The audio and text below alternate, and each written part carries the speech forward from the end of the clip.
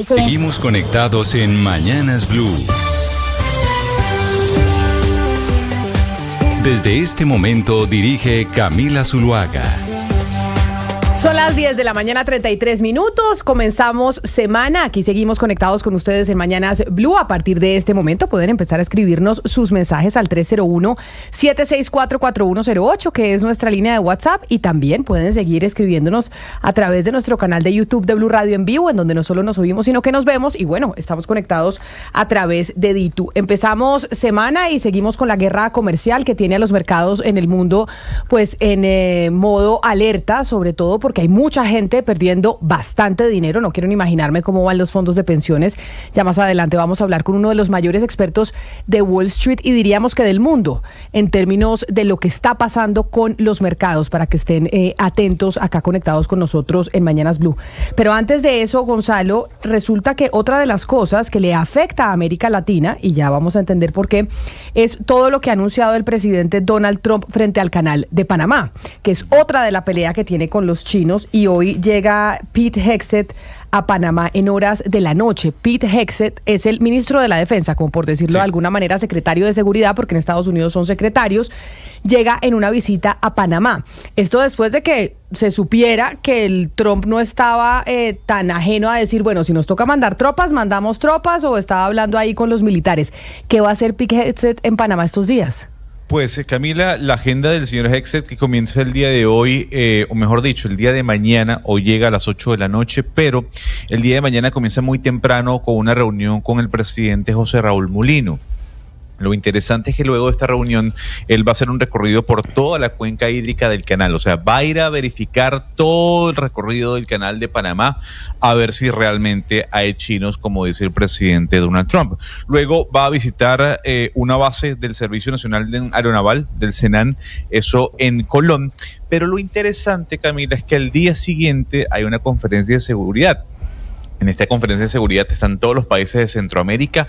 Es una conferencia que está organizando el gobierno de José Raúl Mulino en coordinación con el gobierno de Donald Trump para hablar de alguna otra forma del reforzamiento de la seguridad en la región con respecto, uno, al narcotráfico que ha crecido en países como Costa Rica y dos, al tema migratorio. Pues ahí estaremos atentos entonces a esa visita del secretario de Seguridad de los Estados Unidos a Panamá, que es otro de los frentes que abrió el gobierno de ese país cuando llegó Donald Trump a la Casa Blanca.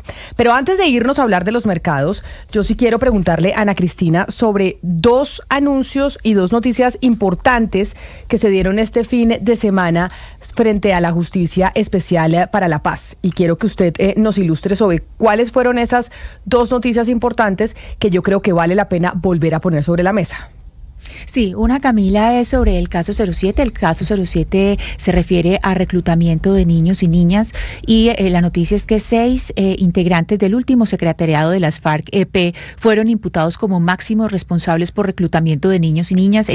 Esta imputación, ¿qué quiere decir? Que en 30 días, ellos tienen 30 días para reconocer, y los imputados son Rodrigo Londoño, Milton de Jesús Toncel, Pablo Catatumbo, Pastor Alape, Julián Gallo, Jaime Alberto Parra.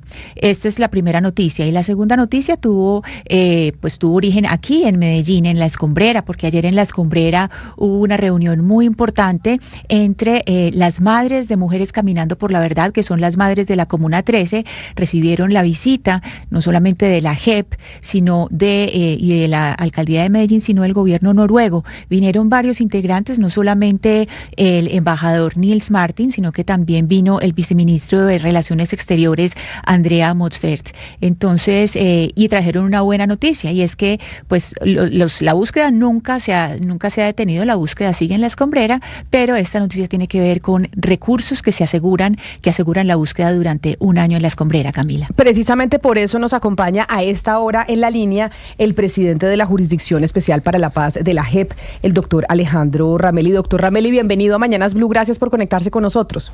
Buenos días, Camila, Ana Cristina y a toda su audiencia. Doctor Ramelli, cuando estábamos en el proceso de paz, una de las críticas más grandes que se hacía es que pues iba a haber impunidad y que frente al reclutamiento de menores nada iba a suceder con el secretariado de las FARC.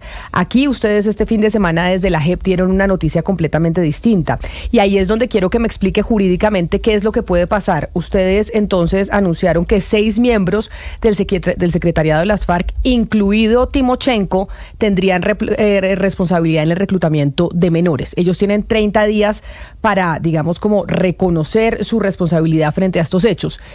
Si ellos reconocen o no reconocen, ¿qué pasa? Jurídicamente, ¿cuál es el proceso? Sí, bueno, lo primero que hay que decir, Camila, con lo que usted está afirmando es muy importante, y es cuál era el estado de la situación en la justicia ordinaria y qué hay ahora, o sea, el antes y el después. En el tema de reclutamiento de menores, existían 2 procesos contra antiguos integrantes del secretariado por el tema de reclutamiento y algunos contramandos medios. Y en el tema de violencias basadas en género, que es todo el tema de la anticoncepción forzada, violación, desnudez forzada y etcétera, no existía ni una condena. Eso fue lo que nosotros recibimos. ¿Qué hay ahora? Ahora lo que hay es que la jurisdicción, en el marco del caso 07, hace una macroimputación por cadenas de mando, hay que decir eso, contra los que usted acaba de mencionar, tanto por reclutamiento de menores como por temas de violencia sexual. Y eso no existía en la justicia ordinaria, ese es el gran salto. Y la gran diferencia es que en estos temas participaron cerca de 1.200 víctimas, que eran víctimas intrafilas. Entonces, eso jamás había pasado en la justicia ordinaria. Entonces, el tema es tanto cuantitativo como cualitativo. ¿Qué había antes y qué hay después? Lo que había antes era impunidad total, si usted lo quiere ver así. Lo que hay ahora son unas imputaciones muy sólidas y ellos, pues obviamente tienen el derecho de aceptarlas o no aceptarlas. Y si las aceptan, doctor Ramelli, es decir, si ellos aceptan y entonces ya se da una condena de la Justicia Especial para la Paz, de este tribunal que se creó en el proceso, ¿cuáles serían las condenas? O sea, ¿qué les pasaría a estos dirigentes del secretariado de las FARC? Bueno, lo primero es que no es que automáticamente vienen las condenas. Si ellos deciden aceptar lo que dice el acuerdo de paz y el acto legislativo, tiene que haber una audiencia de reconocimiento. ¿Sí? Así como hubo en la de secuestro, tendría que haber en esta, es una audiencia de reconocimiento. Luego de eso, tendría que haber la resolución de conclusiones y luego pasa al tribunal. Y el tribunal hace todo su estudio y luego se viene la sentencia. O sea, esto todavía faltan algunas etapas procesales. Ahora, ¿cuáles serían las sanciones? Las sanciones son las sanciones propias. Esas sanciones propias, cuando se negociaron, son el punto medio entre 2 cosas, como para que se entienda la idea. O era una amnistía, que era lo que pasaba en Colombia desde el siglo XIX, o era una pena privativa de la libertad proporcional de 40 a 50 años.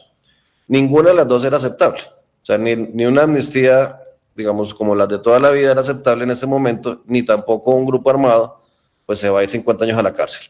Entonces, lo que se diseñó fue la sanción propia, que es una sanción restrictiva de derechos y restaurativa, entre 5 y 8 años. O sea, sí hay restricciones de derechos. O sea, no están privativamente en una cárcel, pero tienen restringidos sus derechos. Y además de eso... Ramelli. Sí. Sí, presidente Ramelli, sobre eso, esas sanciones que usted nos está explicando, Colombia pues tiene una serie de acuerdos internacionales, tiene una serie de tratados por respetar y digamos lo que dice por ejemplo el Estatuto de Roma sobre crímenes de guerra y de lesa humanidad. Aquí, ¿qué pasaría de los crímenes imputados a estos integrantes del secretariado? ¿Cuáles son crímenes de lesa humanidad y crímenes de guerra? Y cuáles cuáles entrarían en esa, digamos, en ese paraguas internacional que no se podría darle un tratamiento especial. Sí, mira, estos crímenes, por ejemplo, el reclutamiento de menores es el típico crimen de guerra. Ya después en el tema de las violencias basadas en género, hay algunas que son de lesa humanidad, otros son crímenes de guerra. Entonces, este tipo de sanciones, ¿por qué se ajustan al estatuto? Se ajustan al estatuto porque el estatuto lo que dice es tiene que haber investigación y sanción en Colombia, ¿cierto? Y eso lo analizó la Fiscalía de la CPI cuando cerró provisionalmente el examen preliminar de Colombia. O sea, ellos ya se pronunciaron. Mejor dicho, yo no me estoy inventando que eso se ajusta al Estatuto de Roma, es que ellos ya lo dijeron. Y por eso fue que cerraron provisionalmente la situación de Colombia. Porque dijeron, entendemos qué es lo que están haciendo, eso no es impunidad. ¿Y por qué no es impunidad? Porque hay una investigación que en este caso nunca existió en la ordinaria. Porque hay un proceso y porque hay una sanción. ¿Que es una sanción distinta? Sí. Pero no podemos simplemente equiparar impunidad con cárcel. Claro, pero entonces ahí usted estaba diciendo, doctor Ramelli, que se iban a restringir unos derechos, no necesariamente la libertad.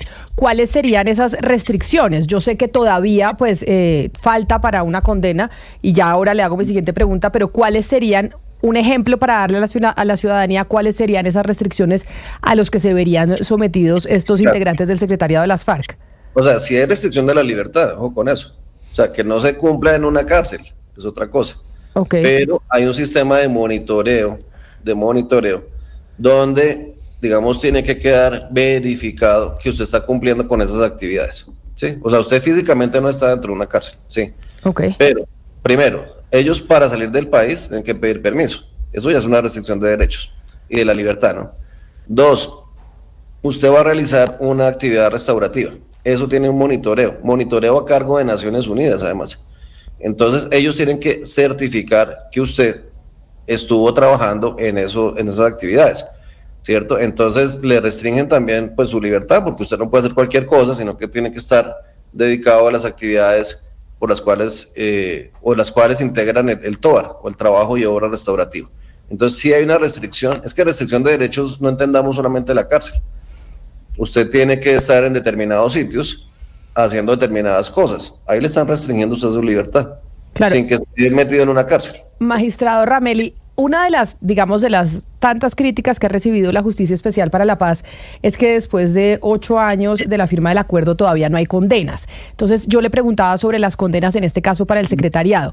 De los tiempos que usted nos explica, ¿quiere decir que este año tampoco tendríamos condenas por parte de la JEP para estos integrantes de las FARC, o ustedes calculan que sí? Bueno, mira, esa es una muy buena pregunta. Primero, nos llevamos 8 años y no 7. Entonces, casi 8, bueno, casi 8. No. Recientemente 7, además. Porque empezamos realmente a trabajar en marzo.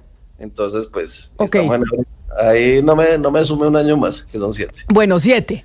Bueno, entonces lo primero son 7. Lo segundo, hago la siguiente comparación y le doy la respuesta. La primera sentencia de la Corte Penal Internacional contra una persona, que es el caso de Lubanga, se gastaron 8 años. La Corte Penal Internacional, si el estándar es internacional, allá se gastaron 8 en una sentencia contra una persona. Ahora, que cuando salen las sentencias, le voy diciendo, en el tribunal lo más avanzado es secuestro contra los integrantes del antiguo secretariado y el caso Batallón La Popa, falsos positivos. Y al mismo tiempo hay un caso adversarial que ya está terminando, que es el caso del coronel Mejía. O sea, cualquiera de esas puede terminar primero. Puede terminar primero el caso adversarial y hay una sentencia. Puede terminar el caso FARC o puede terminar el otro. O sea, cualquiera de esos 3. ¿Sí? Con relación a FARC, mis colegas están trabajando para terminar de construir las sanciones propias precisamente. Esperamos que termine lo antes posible. Luego eso viene una audiencia, que se llama la audiencia de verificación, y 30 días después viene la sentencia. Entonces, según me han dicho mis propios colegas, ellos estiman que a comienzos del segundo semestre podrían estar terminando. Más o menos, no le puedo decir una fecha exacta, pero ese es el cálculo que ellos me han dicho. Lo mismo pasaría con el caso 03, Batallón La Popa. Y el otro caso, Batallón La Popa, que es un adversarial, ya están terminando la fase de pruebas. El coronel Mejía pidió ser escuchado el 29 de abril de este año y después pues ya vienen alegatos de conclusión y sentencia. Entonces, sentencia van a ver. Sí, presidente Ramelli, hay pues una pregunta que tiene que ver con los que están ejerciendo sus derechos políticos, con quienes están en este momento en el Congreso y sean imputados. ¿Qué pasaría con los derechos políticos de estas personas? Pues teniendo en cuenta que además este es el último término en que tienen el derecho a la curul, pues digamos por derecho propio, porque ya después sí lo tendrían que ganar en elecciones. Mira, lo que dice la sentencia de la Corte Constitucional C678 del 2017 es C74, si no sé mal.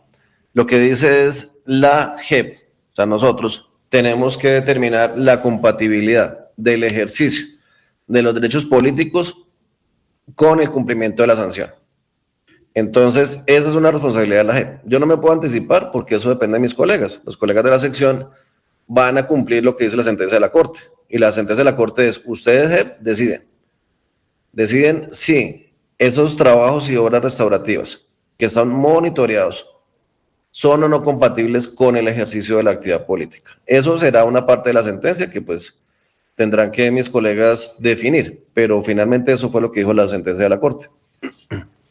Presidente Rameli, creo que teniéndolo acá es muy importante preguntarle por un caso pues diferente, porque sería por hechos después de la JEP, digamos de la firma del acuerdo de paz, hechos que denunció este programa, y es el caso del congresista Carlos Carreño, que lleva 8 años en la Cámara de Representantes. La noticia es que hace 20 días pues la Sala de Instrucción de la Corte Suprema ya le abrió investigación formal.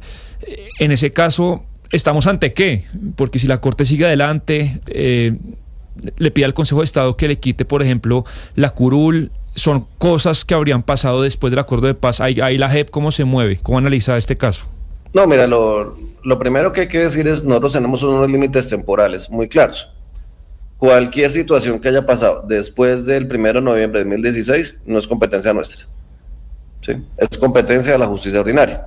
O sea, es decir, si este señor comete un delito siendo congresista, ya no va a la JEP y simplemente se va a la justicia ordinaria, y como cualquier otro cristiano. Exacto. O sea, todo lo que ha pasado después de esa fecha no nos corresponde a nosotros. Lo que sí nos corresponde es, si esa persona cometió un delito, tenemos que mirar si esa persona puede seguir o no en la JEP. Eso es lo que hay que mirar. Entonces, si es un compareciente sometido a la jurisdicción y comete un delito, pues nosotros tenemos que mirar si sigue o no sigue. Ahora, ojo con esto, nosotros no estamos exigiendo que esa persona esté condenada para poderla sacar de la JEP, sino que hayan indicios o bases suficientes para creer que cometió un delito. Porque alguien va a decir, no, entonces hasta que no esté condenado no lo van a sacar, ¿no? El estándar nuestro es distinto. El estándar es, si del material probatorio se infiere que usted cometió un delito, así no haya sido condenado, puede ser excluido.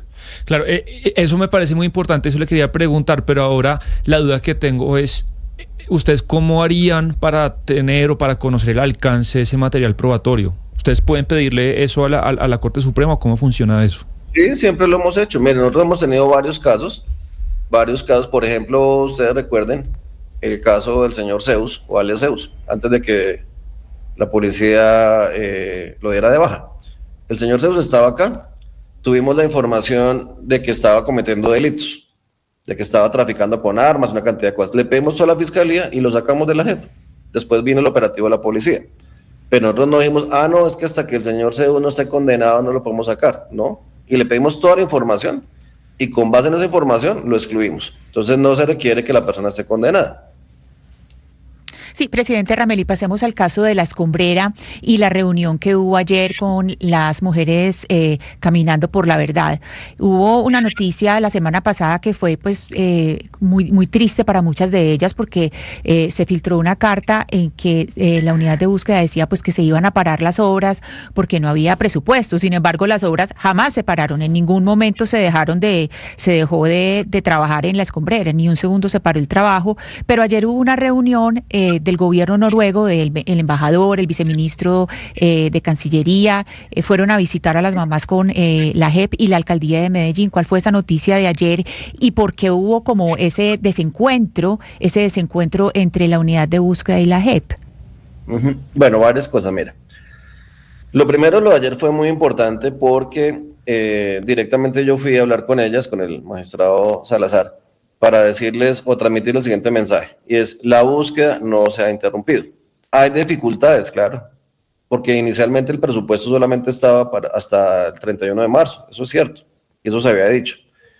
Pero, digamos, gracias a las gestiones que hemos realizado también con la Alcaldía de Medellín y el compromiso que ellos asumieron, pues ellos van a cubrir esos gastos. Ahora, yo quiero aclarar una cosa con los gastos, y es, la alcaldía, ¿qué es lo que va a pagar? Entonces, la alcaldía paga obras civiles, paga temas de drenaje, las retroexcavadoras y demás. La JEP también va a dar plata, porque nosotros, haciendo un gran sacrificio presupuestal, tomamos un rubro que no se había empleado y lo estamos utilizando para fortalecer el equipo forense con 5 antropólogos. O sea, nosotros también estamos poniendo plata. Y al mismo tiempo, la cooperación internacional, Noruega, Suecia y otros países, a través del PNUD, está ayudando para fondos para el tema de las víctimas, todo lo que tiene que ver con transporte, alimentación, apoyo psicosocial. Entonces, son las 3 entidades. Ahora, si la unidad de búsqueda quiere trabajar con nosotros en esto, bienvenida. O sea, entre más gente trabaje con nosotros, magnífico. Si ellos con sus equipos forenses quieren vincularse, ellos decían que tenían problemas presupuestales, aquí ya hay una disponibilidad presupuestal. Si ellos quieren seguir trabajando con nosotros, bienvenidos, siempre. Y además es que estos resultados son, o los resultados que hemos dado a las cumbreras son por el trabajo con la unidad de búsqueda. Entonces, de nuestra parte, total receptividad. Igualmente, sí. Medicina legal, ¿no? Que pues de manera muy célere ayudó con las primeras identificaciones. Sí, presidente Ramel, y no lo quiero dejar ir sin preguntarle por esta medio polémica que se despertó por el viaje de magistrados de la JEP a un hotel exclusivo en Palomino, entiendo yo, para hablar de justicia restaurativa, que incluso fue criticado por algunos miembros de la JEP, entre ellos la magistrada Claudia López, si no estoy mal con el nombre. ¿Qué fue lo que pasó, magistrado? ¿Por qué se fueron a Palomino, a un hotel, entiendo que es de lujo, a hablar sobre estos temas? Sí, mira, bueno, pues te agradezco mucho la pregunta. Hay que hacer varias claridades. Primero, eso no fue un paseo. O sea, si lo quieren ver como algo recreativo, que estábamos por allá paseando, pues están bastante equivocados. Fueron jornadas de trabajo con resultados concretos. ¿Qué resultados concretos? Los vamos a anunciar hoy por la tarde.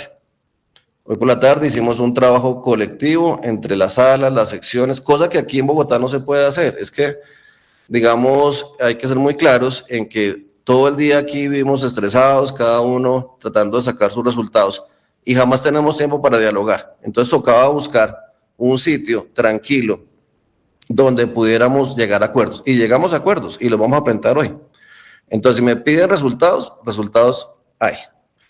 Segundo, fue la oportunidad para reunirnos con las autoridades ancestrales de la Sierra Nevada, que son víctimas reconocidas en estos casos, y hablamos de las medidas cautelares. Entonces tuvimos jornadas de trabajo con las comunidades indígenas y jornadas internas para ponernos de acuerdo en puntos claves para acelerar los procesos y sacar las sentencias. Hoy por la tarde, a las 5 de la tarde, 5:30, vamos a hacer un anuncio de cuál fue el resultado. Entonces, pues aclarar eso, y aclarar que tampoco fue con fondos de la jurisdicción, era una entidad privada, entonces tampoco fue, digamos, que nos gastamos la plata de la jurisdicción en eso, no, todo lo contrario, fue muy provechoso, fueron jornadas de trabajo intensas con resultados concretos que los vamos a presentar hoy. Pero magistrado, adelántenos algo. Si usted dice que van a presentar algo hoy en la tarde, pues ya que estamos hablando con usted, adelántenos algo de lo que van a decir hoy en esa rueda de prensa. No, porque le daño la rueda de prensa de los colegas, pero los vamos a dar los resultados. O sea, digamos, yo lo que sí quiero ser muy enfático es, mire, ese tipo de jornadas de trabajo, porque fueron de trabajo, no fue de vacaciones, no fue recreacional, como lo quieren ver, fue de trabajo, con resultados. Y pues claro, tienen todo el derecho a preguntar y yo voy a responderles. Pero eso tampoco tiene nada de escandaloso, ni nada pues como lo están presentando. Todo lo contrario, fue una excelente oportunidad para que por fin nos pudiéramos reunir. Es que, créanme, eso no es fácil, que las diferentes salas y secciones tengan la oportunidad en un ambiente completamente desconectados. Y además, porque también allá, por el diálogo con las comunidades indígenas. Es que yo estuve reunido con todos los líderes de las comunidades hablando de sus temas. Entonces, pues eso tuvo de todo menos de recreativo realmente. Ahí, por supuesto, yo lo entiendo, pero claramente usted entenderá que los oyentes y quienes lo están viendo dicen, pero bueno, ¿y por qué se hace en Palomino y no en Bogotá? O sea, ¿no se podía hacer este encuentro Pues en un hotel, en un centro de convenciones en Bogotá? No, pues te acabo de responder, porque era una reunión con las comunidades de la Sierra Nevada Santa Marta. Entonces, ¿dónde están las comunidades? Pues allá. Pues doctor Ramelli, yo le agradezco enormemente este tiempo. Estaremos pendientes de la rueda de prensa esta tarde, que seguramente tendrá muchas preguntas de nuestros colegas sobre esto, y pues intentaremos acompañarlos para saber cuáles son los resultados precisamente que usted anuncia de ese encuentro en Palomino. Mil gracias por haber estado aquí en los micrófonos de Blue Radio. Listo. Un saludo especial. Es el presidente de la JEP, de la Justicia Especial para la Paz, Alejandro Ramelli. Me dice Ana Cristina, un oyente de la JEP, de la Justicia Especial para la Paz, Alejandro Ramelli. Me dice Ana Cristina, un oyente que nos estaba escuchando la entrevista con el magistrado sobre los fallos o las condenas a los miembros de las FARC. Y es que, según lo que pudimos hablar con el magistrado, pues los tribunales internacionales se han demorado 8 años en dar resultados, pero si en el 2026 y para el próximo año no tenemos condenas, esto quiere decir que pues esa papa caliente que yo entiendo que puede tener ese alto tribunal, pues no la van a manejar. ¿Por qué? Porque vendría el dilema de la pregunta que usted le hizo, de si pueden seguir siendo congresistas o no. Es decir, si se les condena antes de que se acabe el periodo, la papa caliente, ¿cómo van a definir si pueden seguir en el Congreso o no pueden seguir en el Congreso con condena o no condena? Sí, por eso era lo que nos decía el presidente Ramelli, que precisamente es en el tribunal. Hay un proceso largo hasta que lleguen al tribunal, y ya en el tribunal se define qué se hace con esos derechos políticos, que finalmente los derechos políticos era el fin último de las conversaciones de La Habana. Entonces eso se definirá en el tribunal. Pero yo creo, Camila, si usted me pregunta a mí, yo creería que las sentencias empezarían a salir a final de este año. Yo creo que este año sí empiezan a salir sentencias. Pues es que yo creo que esa es una de las mayores críticas que incluso se le han hecho a la JEP por parte de amigos del proceso de paz. Y es porque no ha habido sentencias, porque no ha habido condenas, que es lo que la gente también está esperando, sobre todo frente a una justicia nueva. Ana Cristina, pero quería preguntarle sobre las Madres Buscadoras y la Comuna 13 y el museo que están organizando. Pero antes de que me cuente esa noticia, ¿cuántas personas han encontrado ya en la escombrera? En la escombrera 4 personas. ¿Y cuánto llevan? Sí. O sea, se han encontrado 4 personas, ¿y cuánto lleva ese proceso de la escombrera de búsqueda? Desde el primer hallazgo, desde el 18 de diciembre del 2024. Y en esta fase, Camila, pero 18 de diciembre del 2024, primer hallazgo, pero ahí empezaron a trabajar ¿cuánto tiempo antes? Ya llevan, creo, si no estoy mal, 4 meses. Ahí no le puedo decir la fecha exacta, Camila. Tendría que corroborar la fecha exacta. Pero yo creería que 4 o 5 meses antes de esa fecha. Pero recuerde pues que, por ejemplo, en 2015 ya se había hecho una prospección.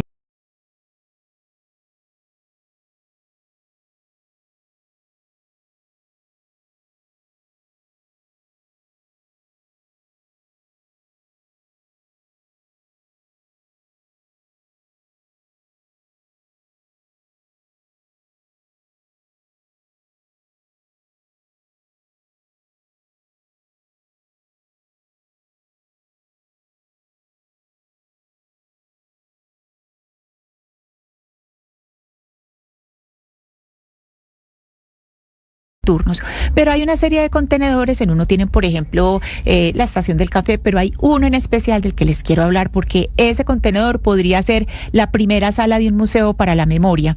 ¿Qué tienen ahí? Ellas mismas, con todo el componente psicosocial que las ha estado acompañando, las buscadoras de mujeres caminando por la verdad, tienen ese museo donde tienen 4 partes. Primero, pues es una parte donde están los nombres de varios de los desaparecidos que desaparecieron en las operaciones militares del año 2002, están sobre pedazos de madera pintados. Hay otra parte donde tienen una serie de gafas colgadas. Esas gafas es para hacer el ejercicio, y ellas mismas le dan como todo el tour a uno de cómo mirar a través de la óptica de ellas, como con esas gafas de otra mirada, cómo mirar el mundo a través del ojo del dolor, de los ojos del dolor de una víctima. La tercera parte, y tal vez la más bonita, es el terrario de la memoria. Usted hágase de cuenta una pecerita Y en esa pecerita ella todos los viernes, ellas están echando un puñado de tierra de lo que se ha sacado de la escombrera y lo tienen con pequeños papelitos post-it y con esos papelitos le van poniendo las distintas fechas de cuándo se ha sacado cada puñado de tierra y son las tierras distintas. Ellas sacan esa tierra de lo que se llama el tamizaje, o sea, se excava, se lleva a tamizar la tierra y ellas cogen esa tierra del tamizaje. Y la cuarta fase del museo, que es muy linda, pues de esta primera parte del museo, por llamarlo así, son elementos que ellas han hecho con arcilla, que es tierra de la escombrera. Entonces eso es una forma de decir esta tierra es sagrada y con estos elementos de tierra pues le vamos a dar sentido a la búsqueda. Entonces ahí para que por ejemplo el Ministerio de Cultura ponga atención, porque ahí tienen la primera sala de un museo de la memoria. Ana, que es muy parecido a lo que está pasando en Buenaventura, que usted lo conoce bien, donde en aguas del Pacífico pues ya han sido encontrados algunos restos, pero siguen buscando cuerpos de personas desaparecidas en las últimas décadas, víctimas del conflicto armado, y donde hay familias que están todos los días a la espera de noticias sobre estas personas desaparecidas. Y la denuncia reciente sobre la posible ampliación del puerto de Buenaventura, que pues amenaza a las personas que están buscando justamente a los desaparecidos allí en medio de los manglares. Claro, óigame, Hugo Mario, ya que lo escucho, pasando a otro tema que me parece importante también, estaremos pendientes de lo que va a pasar esta tarde con la rueda de prensa de la Justicia Especial para la Paz y del doctor Rameli, que ahí nos quiso adelantar algo, pero no mucho más, y es que quiero preguntarle por el aeropuerto de Cali, porque ya finalmente en septiembre entonces la aeronáutica toma control del aeropuerto Alfonso Bonilla Aragón, porque no lograron pues hacer la licitación para la concesión y que lo siguiera operando un privado. En su momento, gobernadora, alcalde, todos se quejaron de que la aeronáutica empezara a manejar el Alfonso Bonilla Aragón. ¿En qué terminó eso? O sea, se quejaron, pero igual la aeronáutica va a tomar control. Es correcto, Camila. Es la decisión por ahora del gobierno nacional, que la aeronáutica civil asuma el control. La concesión del aeropuerto, que hoy está en manos de Aerocali, pues termina en la fecha que está mencionado, y en consecuencia la Aerocivil anuncia que va a administrar el Bonilla Aragón, que es el aeropuerto ubicado en Palmira que sirve a Cali. Y dice la Aerocivil que tiene recursos para invertir en la modernización del terminal, que es lo que más reclaman los usuarios.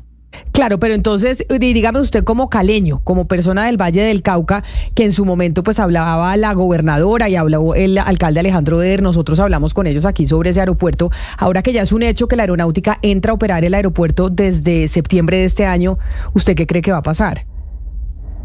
Pues Camila, yo lo veo complicado. Yo veo una decisión muy firme del gobierno de quedarse con la administración del terminal de Palmira. Yo no creo que cambie de aquí a septiembre, a pesar de la solicitud de la gobernadora, del alcalde, de los gremios económicos. Y bueno, la expectativa es mucha, Camila, porque digamos que el aeropuerto ha venido mejorando, eso hay que reconocerlo, sí, en los últimos años, sobre todo en el tema del muelle internacional, pero se esperaba obviamente muchas más obras para que fuera un aeropuerto mucho más internacional, ¿sí? Y que tuviera mucho más conexiones nacionales e internacionales. Pero yo lo que veo es que el gobierno tiene la firme intención de dejar a la Aerocivil como la administradora de este aeropuerto. Sí, a mí no, o sea, mejor dicho, yo he visitado creo que 2 veces el aeropuerto de Cali, Hugo Mario, y comparado con otros aeropuertos del país, sin yo conocer y ser una experta, pues a mí no me parece que esté mal, pero entiendo que ustedes lo que buscaban era mayor eficiencia en el tema de las rutas y de los vuelos y demás, pero en infraestructura, por lo menos lo que nos toca a los pasajeros en la sala de espera y el café que uno se toma y el pan de bono que se come, pues está muy bonito. Pues sobre todo la terminal internacional, sí, ¿no, está Hugo bonito, Mario? a mí no me parece esa terminal que se esté feo. inauguró hace relativamente poco, pero la terminal nacional, Camila, que antes era la nacional e internacional, pues Ajá. a veces sí de pronto hay que meterle un poquito la mano. Sí, a mí, Sí, mejor dicho, es yo en la correcto. que me he bajado, que por eso le digo, no soy una experta en debe el ser la aeropuerto en nacional. Cali, pues a mí me parece que está bonito. Pues es que he visto, hay otros aeropuertos aquí en el país que ni le digo, Sí, entonces como que... pero Camila, si usted lo compara, por ejemplo, con el Dorado, pues por supuesto hay que meterle mano. Claro, ¿no? Y con el de Río Negro también, digamos que estamos atrás, pero obviamente mucho mejor que el aeropuerto de Barranquilla, que el aeropuerto de Cartagena, el de Santa Marta, que muchos aeropuertos del país.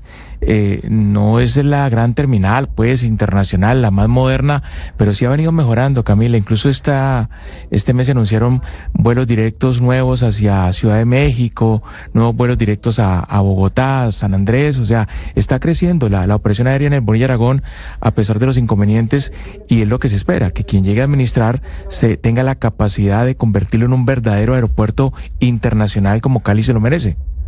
Bueno, pues entonces mucha suerte, Hugo Mario, con eso del aeropuerto, con lo del aeropuerto y la aeronáutica civil entrando a operar ahora en septiembre. Gonzalo, yo no sé si la gente, sacamos listas de Forbes de los más ricos del mundo y ahora van a sacar la lista de las 10 mujeres más ricas para el 2025 o la sacaron. Yo no sé esa gente cuánta plata esté perdiendo con esta guerra comercial, porque en este momento todo el mundo está perdiendo plata. Qué cosa tan impresionante. Entonces en esos momentos le dicen a uno, cierre los ojos, usted piense que esa plata la tiene ahí a 5 años, 10 años y no se ponga hacer locuras, porque tal vez vender en estos momentos es el peor error.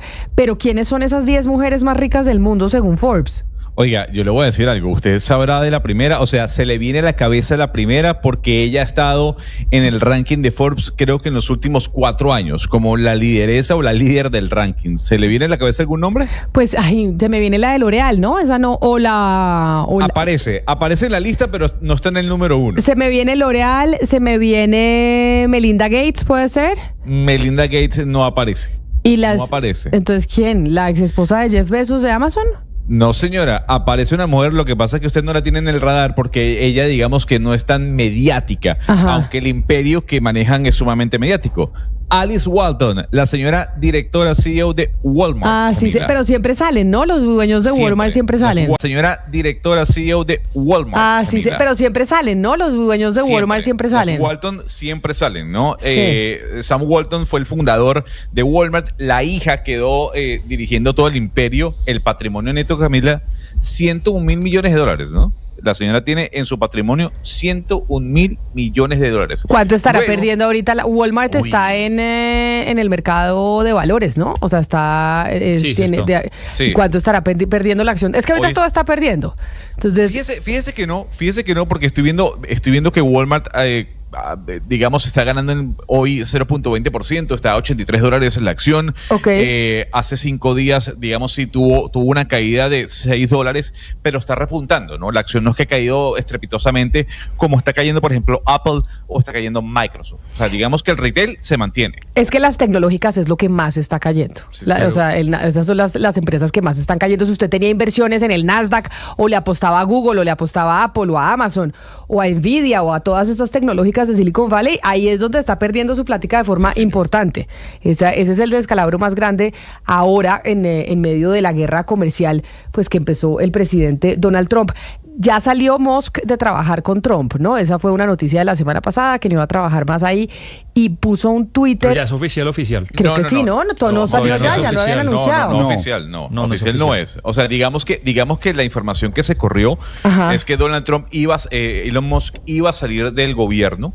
Digamos que hay una batalla a lo interno dentro del gobierno de Donald Trump, pero no es oficial que el señor haya salido de Dodge, y que incluso, Camila, sabiendo de que él iba a salir, igual iba a seguir siendo asesor de Donald Trump, ¿no? Sí, o sea, lo último que dijo Trump, Camila, acuérdese que Político publicó ese artículo que comentamos aquí la semana pasada, rápidamente desde la Casa Blanca, al igual que pasó hoy con una supuesta exención de los aranceles por 90 días, salen desde las cuentas de Twitter a decir esto es mentira. La misma portavoz de la Casa Blanca sale a decir esto no es verdad, pero queda la puerta abierta a que en algún futuro si se vaya.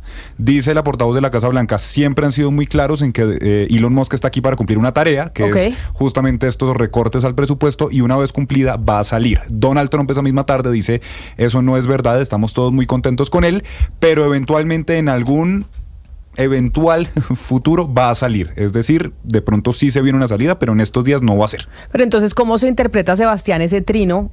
Como Trino se sigue diciendo en X a pesar de que... Yo le seguiré diciendo Trino. Pero Elon Musk dice que le digamos de alguna otra manera. Post. No, es un post. Pero... Es un post, no un trino. El trino ya, en teoría, no, porque el pajarito trinaba. Sí. Pero pues todos le decimos Trino, Camila, así como yo también sigo diciéndole Twitter. Entonces, en una publicación, el señor Elon Musk publicó un video de Milton Friedman hablando de las bondades del libre comercio. Y entonces la gente lo ha interpretado. ¿Será eso una crítica, Sebastián, a las medidas que está tomando el presidente Trump, que a quienes más está afectando es a las compañías de tecnología? Y así lo interpreto yo, más allá de si uno esté de acuerdo o no con Trump, yo creo que pues si uno tiene que ser leal, y si uno está en el gobierno, pues uno obedece al jefe y no lo critica en público. Lo que hace Camila hace 3 horas, Elon Musk, es publicar, yo creo que es el video más icónico, más famoso de Milton Friedman, premio Nobel de Economía de la Universidad de Chicago, un gran divulgador, y yo creo que el defensor más importante, más mediático que todo el mundo sobre las bondades del libre comercio. Y es un video que dura 3 minutos en el que él explica cuál es el proceso de producción que hay detrás de un lápiz. Se lo recomiendo a que todo el mundo lo vea. Y él invita a la gente a que piense, oiga, bueno, este lápiz que tengo en la mano, ¿qué hay detrás de eso? Él dice, bueno, el granito se hizo en África, bueno, la madera se hizo en las montañas de yo no sé dónde, y piensen en las miles de personas que están incorporadas en ese proceso de intercambio mundial para generar la simpleza que es un lápiz. Entonces Elon Musk, en medio de este terremoto en que todo el mundo está viendo lo que está haciendo el presidente, pues que Elon Musk ponga el video más famoso de Friedman alentando al libre comercio, para mí es una crítica clarísima a su jefe. Y lo que pasa es que no se ven luces, Gonzalo, de que el gobierno de Donald Trump pues vaya a reaccionar por lo menos a lo que está pasando con Wall Street y lo que está pasando con los mercados, porque en una entrevista con Tucker Carlson le dijo Scott Bessent, el secretario del Tesoro, a Tucker Carlson que ellos no iban a mirar a Wall Street, que se puede ir eso, mejor dicho, para el estanco, pero que allá no iban a mirar y iban a seguir con sus políticas arancelarias.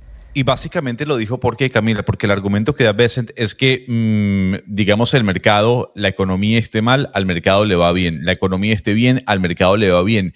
Incluso habló de una redistribución de la riqueza de las 7 poderosas o de las 7 compañías más grandes del mundo. Digamos que lo que dijo Bessent, que va muy ligado a lo mencionado por Donald Trump, es que la economía no se tiene que basar en Wall Street, no tiene que ir en dirección a lo que piense Nueva York y a lo que piense el mercado.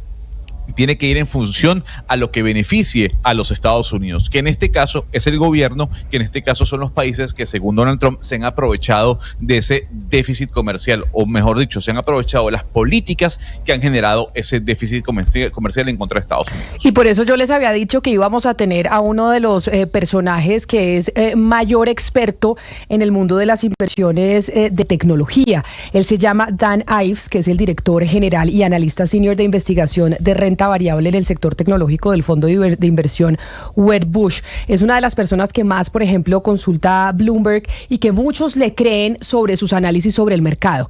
Y por eso hoy creo que es inmejorable para tenerlo sobre este lunes negro que estamos teniendo en las bolsas del mundo. Mr. Ive, thank you so much for being here with us in Blue Radio. It's a pleasure having you in our show. Great to be here. Mr. Ives, I wanted to ask you the first question, y la primera pregunta que le voy a hacer tiene que ver es, ¿por qué si Wall Street sabía que esto iba a pasar con Donald Trump? Porque Donald Trump en campaña anunció que iba a poner aranceles, porque igual lo terminaron apoyando. And my first question will be, why did Wall Street support Donald Trump during the campaign, even though they knew this was going to happen? Because Donald Trump announced during his campaign that he was going to put taxes and tariffs for the products that were going into the U.S. Why then Wall Street supported his campaign, even though they knew this was we were going to leave this? It's a great question. Wall Street supported reciprocal tariffs that were the real numbers. The numbers that they presented on the White House lawn, a ninth grader in high school would have gotten laughed at with those numbers. Those are not tariffs. That's a trade deficit converted into a tariff chart. That's why Wall Street and stocks are selling off like they are, because the numbers are so absurd. You don't even know where to start. ¿Qué nos dijo el señor Ives a esta pregunta de por qué? Que es lo mismo que pasa con los latinos, que preguntamos por qué los latinos apoyaron a Trump si sabían que esto iba a pasar con los migrantes o los venezolanos.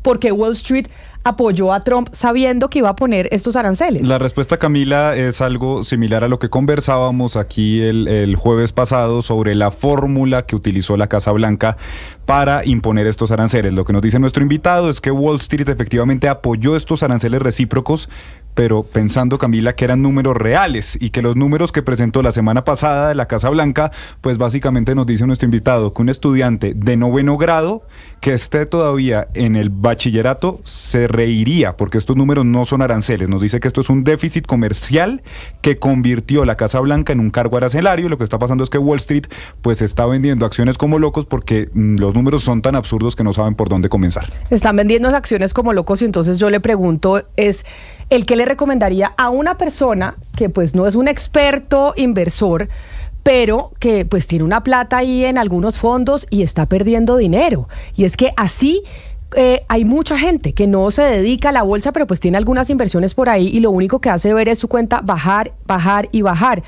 Then I have a question for you, Mr. Ives.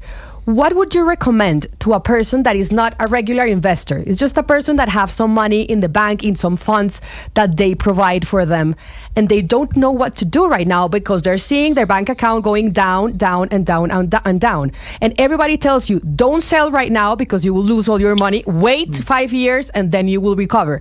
But right now, what we're seeing is completely different than what we saw in the past. So what will be your recommendation for those people that are listening to you and said, what should I do with my money? Well, we didn't downgrade any U.S. tech stocks this weekend. We lowered price targets, but we didn't downgrade because I've covered tech stocks 25 years, from dot-com bubble, financial crisis, COVID, and everything in between.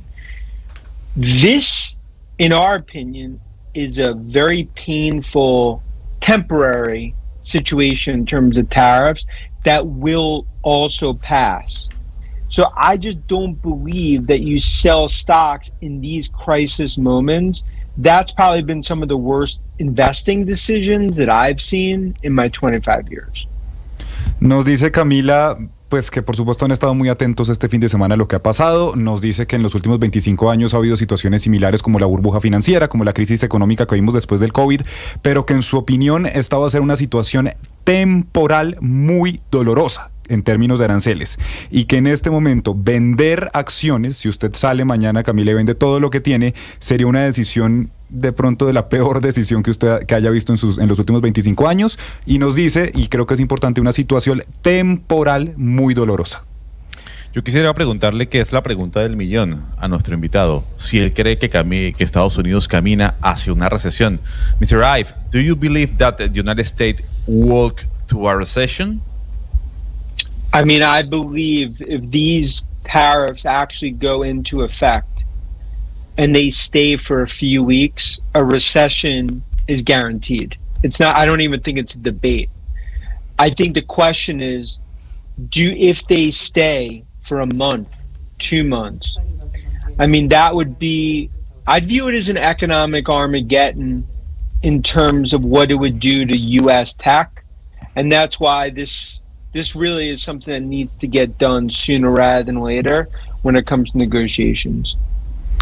Usted le preguntaba a Gonzalo que si con estos aranceles Estados Unidos está caminando y se dirige hacia una recesión. Nos responde nuestro invitado que si estos aranceles realmente entran en vigor, recordemos que hay unos aranceles, sobre todo los recíprocos a los países como China, la Unión Europea, entran en vigor a partir del 9 de abril, es decir, dentro de 2 días. Nos dice que si estos aranceles realmente comienzan a regir y se mantienen durante algunas semanas, básicamente está garantizada una recesión. Y dice que esto ni siquiera cree que sea un debate, que la pregunta es más bien si esto se mantiene durante un mes, durante 2 meses, están vigentes estos aranceles, pues realmente qué empezaría a pasar en Estados Unidos en materia de impuestos, y que por eso es urgente que más temprano que tarde pues comiencen las negociaciones. Yo le quiero preguntar si más allá de los métodos pues caóticos y extraños de Trump, si le da la razón en algo en las críticas al gobierno chino, si está de acuerdo con él en las cosas que Trump propone con la relación comercial con China. My question is, beyond President Trump's chaotic methods, do you think that he has legitimate criticism of China? Are you agree, for example, with anything about the relation with China, perhaps the exchange rate manipulation or non-tariff barriers? Look, there are clearly, in terms of intellectual property stolen and other things around currency, that China, the criticism, there is some legitimacy. But to literally burn the U.S. economy that ultimately depends on China because of this in some trade negotiation this will go down as the worst policy mistake in the U.S. in over 100 years. Nos responde nuestro invitado, Sebastián. Usted le pregunta que si de alguna manera le ve alguna razón o le da la razón a Donald Trump y a su gobierno en algunas críticas al gobierno chino. Nos responde Dan Ives, nuestro invitado, que claramente en algunos términos de propiedad intelectual y otras cosas en torno a la moneda china hay cierta legitimidad en las críticas y en los comentarios del gobierno Trump, pero nos dice que literalmente quemar la economía estadounidense, que en última instancia termina dependiendo de la economía china, y pues debido a esto podría pasar esta negociación comercial como el peor error de política en los últimos 100 años en la historia de los Estados Unidos. Pero entonces, ¿qué es lo que están pensando en el gobierno norteamericano? ¿Qué está pensando Donald Trump y sus asesores? ¿El qué cree que ellos están viendo para tomar esta decisión? Then, Mr. Ives, what are they thinking? What are the President Donald Trump and his advisors thinking about doing this? Because probably they have a plan, and you just said this might be a huge mistake in 100 years of economic policy in the U.S. But for sure, they have a different opinion. So what is their plan, the plan that they have? Their plan goes against every economic theory ever in the world. Tariffs, the only person that pays is the consumers. I mean, from Milton Friedman to, and you could go back, over 100 years. And I think they're ultimately obsessed with trade deficit, obsessed with the concept that China's ripping us off. Yet the reality is that our economy, our U.S. tech infrastructure depends on China, depends on Taiwan. If you built an iPhone in the U.S., it will cost $3,000. If you build it in China, it costs $1,000. And this is going to go down as the worst policy mistake in, over 100 years.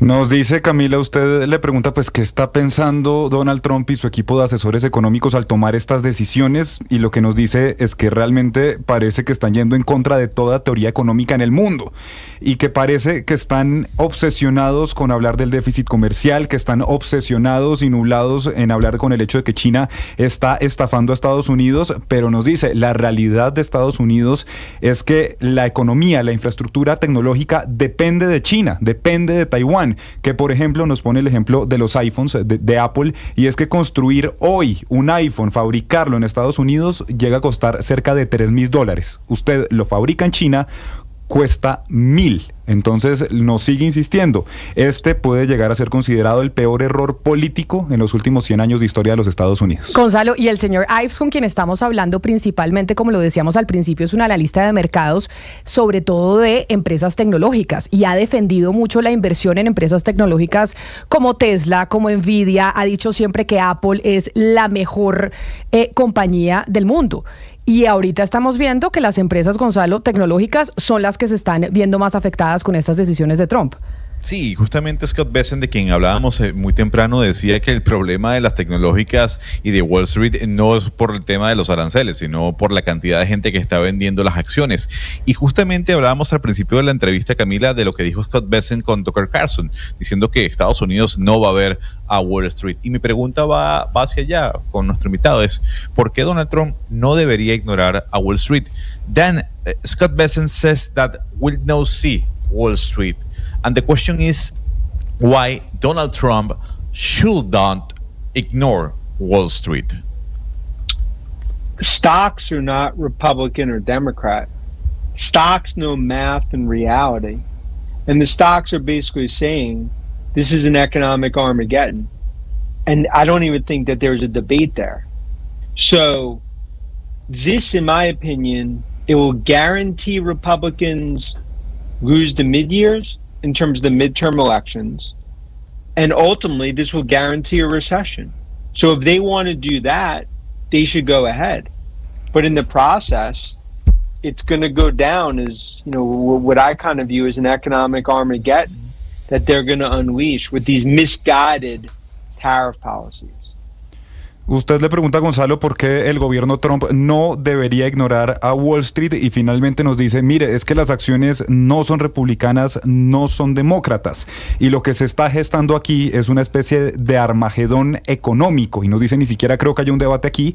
En mi opinión, lo que está pasando básicamente va a garantizar que los republicanos pierdan las elecciones de medio término, que están a un poco menos de 2 años y en última instancia también están garantizando una recesión. Así que nos dicen, si lo que quieren es esto, pues sigan haciendo como lo están haciendo. Pero mire, él ha defendido la inversión en empresas de tecnología y la competencia entre países por la inteligencia artificial sigue, porque a pesar de que esa competencia continúa, pues no se ve reflejado en el mercado de valores y en las acciones. Mr. Ive, you always advise that we should invest in tech companies. But right now what we have seen is that the tech companies are the ones that are going worst. We have seen the Nasdaq and it's going down and down and down. But we still see that countries and nations are competing for AI. Why, if they still competing for AI, this is not reflected in the stock market? Well, I mean, look, in the dark days of COVID, March, April, May, you go back to financial crisis 2008, 2009, stocks are going to assume worst case. And that's what these tech stocks are assuming. But we've made our career hand-holding investors through panic moments like this. And our view is U.S. tech stocks at these valuations are starting to bake in worst case type of assumptions. And that's why we're not downgrading NVIDIA, Apple, Microsoft, Tesla, and others. And that continues to sort of be the line of thinking, as we get into the other side of this dark chapter. Nos dice Camila, usted le preguntaba, pues, ¿qué pasa con las empresas tecnológicas? Que de hecho nuestro invitado pues siempre ha recomendado la inversión en este tipo de empresas y vuelve a hacer referencia a los días más duros de la pandemia por el COVID-19, marzo, abril, mayo del 2020, también se refiere a la crisis financiera de 2008-2009 en Estados Unidos y lo que nos dice es que las acciones y los mercados de valores siempre tienden a asumir el peor de los casos y que en momentos de pánico como este lo que hacen es, digamos, asumir que va a pasar lo peor y que en este momento pues lo que pasa es que en este tipo de posiciones no se degrada necesariamente a las empresas de tecnología como Apple, como Microsoft y que entrando en este capítulo oscuro de cierta manera las empresas tecnológicas no necesariamente asumen el peor de los casos. Él está siendo muy pesimista, pero quizás sería interesante preguntarle si al final del túnel no ve un escenario en el que Estados Unidos, China y Europa se sienten a negociar unas nuevas reglas y unas reglas que resulten mejores que las vigentes. You are being very pessimistic. Don't you think that at the end of this chaos there could be a scenario in which China, US and Europe maybe they get sit down and then maybe will negotiate a new rules in the commercial world, don't you think? Look, and it's a great question. The reality is that the U.S. labor structure, manufacturing, engineering, it is not built to have the supply chain in the U.S. It sounds great from a politician perspective, but I believe you could definitely get to some sort of new negotiation world order, if you want to call it. But the reality is that Trump is essentially trying to play with fire here and essentially torch the U.S. economy while trying to negotiate. And there's going to be millions and millions and millions of people hurt by this misguided policy. Usted le preguntaba a Sebastián si de alguna manera, y viéndolo desde un lado optimista, puede haber de pronto un escenario donde China, la Unión Europea, Estados Unidos se sienten y negocien nuevas reglas de juego. Lo que nos dice es que realmente la estructura laboral, la estructura de ingeniería, de manufactura de Estados Unidos no está diseñada teniendo la cadena de suministro en Estados Unidos. Nos dice, esto suena muy bien, suena muy chévere desde una perspectiva política, pero definitivamente llegar a un nuevo orden mundial, por así decirlo, es muy difícil y la realidad es que Trump está jugando con fuego, está poniendo en juego la economía de millones de estadounidenses mientras intenta hacer y tener algún tipo de negociación, y lo cierto es que va a haber millones y millones de personas que van a salir afectados y van a salir heridos por este tipo de política equivocada. Y mientras Trump juega con fuego, la gran pregunta, que yo no sé si él no la pueda contestar, es si pues tienen noción de qué es lo que pueda hacer China con esto que está proponiendo Donald Trump. Mr. Ives, I don't know if you can do this forecast, because this is a policy forecast. In Wall Street, how do you see China might respond to these policies that Trump is putting on the table? What do you think China is going to do? Are they going to fight until the end? Because that will be the worst case scenario, that they cannot sit down and negotiate, and just China saying, do you want a commercial war? Here we are, and we're going to fight like you want. Look, China's stock market was down 12% today. Alibaba down 20%.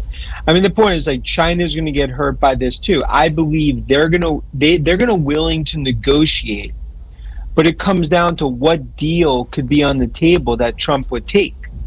And I think that fundamentally is where we are, because if this doesn't start to happen soon, a U.S. recession is basically guaranteed. Nos vuelve a decir, Camila, nuestro invitado, pues ¿qué puede hacer China si de pronto van a luchar hasta el final? Le preguntaba a usted, y lo que nos dice es que el mercado de valores chino pues también cayó un 12% hoy, que Alibaba cayó un 20%, y que el punto en medio de todo esto es que no solo Estados Unidos va a salir afectado, sino que China también se va a ver afectado por esto. Nos dice que él cree que están dispuestos a negociar, pero que la gran pregunta en este momento es ¿qué tipo de trato Donald Trump estaría dispuesto a aceptar? Y que fundamentalmente en lo que estamos es que mientras de pronto se sientan a negociar y alcanzan un trato que para Donald Trump sea suficiente, pues la recesión en Estados Unidos está básicamente garantizada. Sí, yo le quiero preguntar al señor Ives, Camila, por esto que hablábamos la semana pasada de geoeconomía, si él cree que esto es lo que está haciendo Donald Trump, de utilizar la economía para lograr objetivos geopolíticos, y si de pronto esto puede estar bien para América, no para el mundo, pero sí para Estados Unidos. Mr. Ives, you just said that Trump is going against all economic theories, but there is one writing by Albert Hirschman many decades ago that talks about geoeconomics. Basically, it's using the economics to achieve geopolitical goals. Do you think this is what Trump is doing, and don't you think that could be a good thing for the United States? Well, look, this would be like burning a house down, and then at the end, you have a steak that's well done and you could cook it. It would be a disaster of epic proportions that he's doing this, and it's going to go to his legacy will go down as the worst policy mistake in a century. Nos dice Jennifer, usted le preguntaba pues que de cierta manera Donald Trump está utilizando la economía para conseguir objetivos políticos, y lo que nos dice es que realmente aquí podría haber un desastre de proporciones épicas, y que lo que va a pasar es que su legado podría ser el peor error político que ha cometido justamente un político en la historia de Estados Unidos. Bueno, Camila, yo le quisiera preguntar a nuestro invitado sobre la industria cripto, porque ha sido la industria cripto también muy afectada en estos días con toda esta situación en Estados Unidos. Mi pregunta sería si va a seguir esta situación, esta dificultad en la industria cripto, o si realmente cree él que puede haber un chance para este mundo, para el mundo cripto. The crypto industry has had also a difficult time with all this. And for you, is the end of cryptocurrency, or will be a good chance for the crypto world? Well, I think, look, Trump is a pro-crypto president, but it's a risk-off environment, and crypto is going to sell off just like stocks. And I think many on Wall Street, to answer even like how we started, they expected a pro-business, a very bullish Trump. And instead, they've gotten the opposite. And it feels like many, the rug got pulled from under them in terms of the view.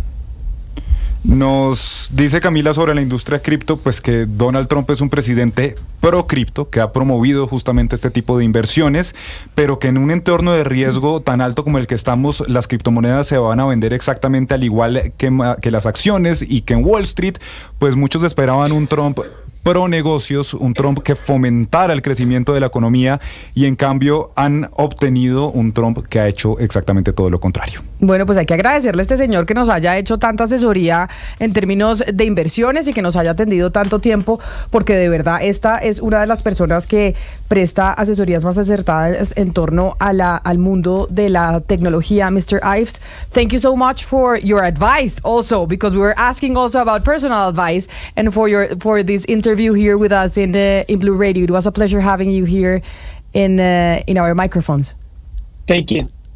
11 de la mañana, 37 minutos. Ojo entonces, Gonzalo, aquí el señor dice, si esto no se reversa, hay una crisis garantizada, una recesión garantizada. 2, no venda ahorita, porque los peores errores que puede cometer es vender ahorita porque pierde su plata, pero la gente está angustiada porque ve cómo la cosa va bajando y baja y baja y baja. Entonces tenía sus inversiones, como usted, Lucas, con el cripto. Le voy a contar. Cuénteme. Acuérdese que yo invertí en diciembre. Sí, señor. Que fue el momento por de la recomendación de Gonzalo. Sí, porque Gonzalo dijo, ahora es lo que todos creían, y nos decía nuestro invitado, esto con Donald Trump, el Bitcoin no va a tener techo y puede que siga subiendo. Entonces yo dije, tengo mi prima.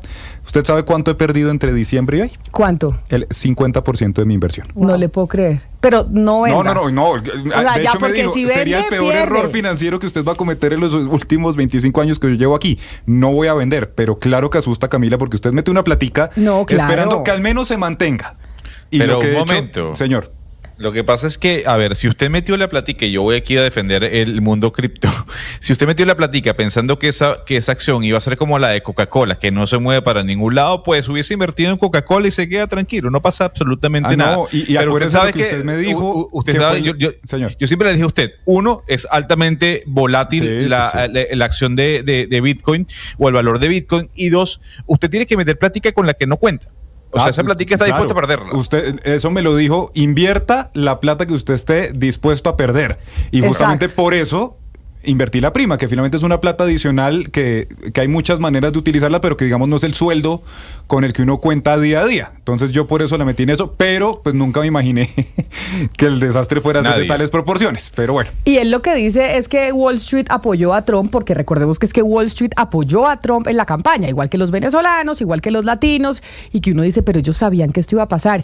Y él lo que responde es, mire, sabíamos que queríamos pues hacer un tema de aranceles que fuera pues equitativo entre las partes, pero pues es que esta fórmula que sacaron nadie entiende de dónde se la sacaron, debajo del sombrero. De noveno de bachillerato se reiría con lo que salieron. Pero a esto le falta tiempo, es decir, y todo cambia muy rápido y todo es muy delirante, en que hay una noticia y todo cambia para bien y todo cambia para mal. Yo creo que es difícil hacer conclusiones definitivas en este momento, más allá del delirio, de las cosas delirantes que Trump plantee. Pero por ejemplo esta mañana pasó algo que yo no sé si alguna vez había pasado en la historia de las bolsas, y es, salió una noticia que CNBC, que creo que Gonzalo se especializa en economía, que el principal asesor económico de Donald Trump había dicho que se iban a suspender todos los aranceles por 90 días, salvo los de China. ¿Qué hizo el mercado, que abrió con pérdidas gigantescas? Se puso verde en 20 minutos. A la media hora, 10:40 hora colombiana, salió la Casa Blanca a decir que eso era mentira.